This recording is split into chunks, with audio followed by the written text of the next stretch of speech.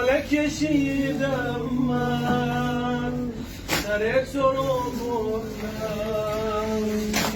رسیدم میشه گودار مادر رو دیدم من رفته بودم رسیدم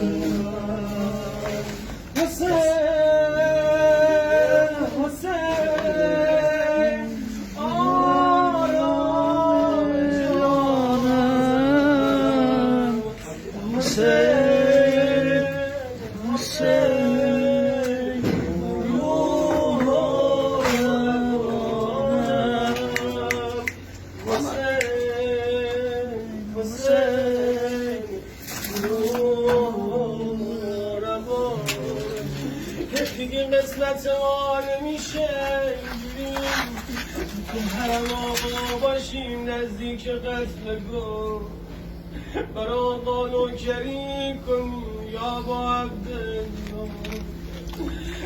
همین جمله رو بگم هر کی اشکش جاری شد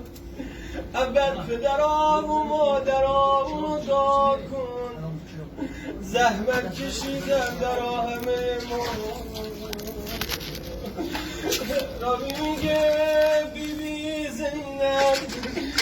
نشست کنار بدن بی سر برادر بی دستان و کرد زیر شانه های بدن برادر یا ابا عبدالله بدن و کمی بالا آورد این لبها رو گذاشت بر رگهای بریده ای غریب حسین مظلوم حسین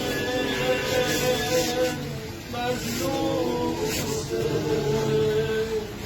مظلوم کل خیر فی باب الان رو تختای بیمارستان هستن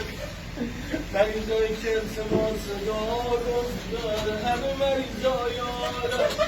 به واسطه